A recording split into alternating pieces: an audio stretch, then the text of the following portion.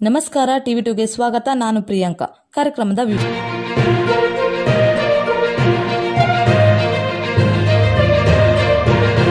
ಯಶವಂತಪುರ ವಿಧಾನಸಭಾ ಕ್ಷೇತ್ರದ ತರಳು ಗ್ರಾಮ ಪಂಚಾಯಿತಿ ವ್ಯಾಪ್ತಿಯಲ್ಲಿ ಒಂದು ಕೋತಿ ರಸ್ತೆಯಲ್ಲಿ ಸತ್ತು ಬಿದ್ದಿತ್ತು.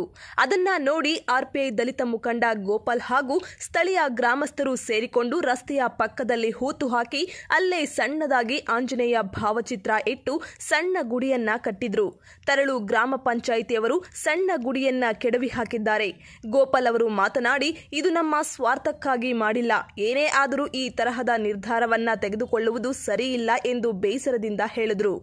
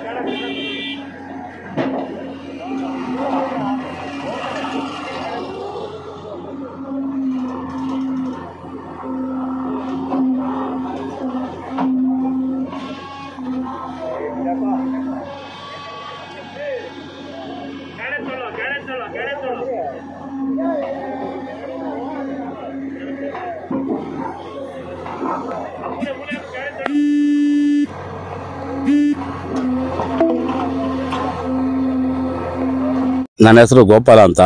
ಇಲ್ಲೇ ಗುಳಕ್ಮಲೆಯಲ್ಲಿ ವಾಸವಾಗಿದ್ದೀವಿ. ಇಲ್ಲಿ ಒಂದು ಕೋತಿ ಸೊತ್ತಾಗಿತ್ತು.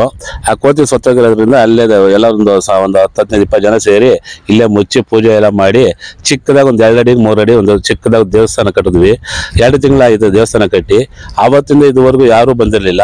ಈಗ ಏಕಾಏಕಿ ಬಂದು ಪಂಚಾಯತಿ ಅಭಿವೃದ್ಧಿ ಅಧಿಕಾರಿಗಳು, ಪಂಚಾಯತಿ ಚೇರ್ಮನ್ರು, ಮೆಂಬರ್ಗಳು ಬಂದಿರಿ, ನಮ್ಮ ದಲಿತರ ದೇವಸ್ಥಾನ ಇಲ್ಲಿ ಇರಬಾರ್ದು, ದಲಿತರಿಗೆ ಕಟ್ಟಬಾರ್ದು ಅಂತೇಳಿ ತಮಗೆ ತುಂಬ ಜಾತಿ ನಿಂದನೆ ಮಾಡಿ ಬೈದಿ, ಅವಶ್ಯ ಶಬ್ದಗಳಿಂದ ಬೈದಿ ಇವತ್ತಿನ ದಿವಸ ದೇವಸ್ಥಾನ ಡಮಲೇಷನ್ JCB ತಗೊಬಂದು ಎಲ್ಲ ಹೊಡೆದಾಕಿ ಡಮಲೇಷನ್ ಮಾಡಿದ್ದಾರೆ.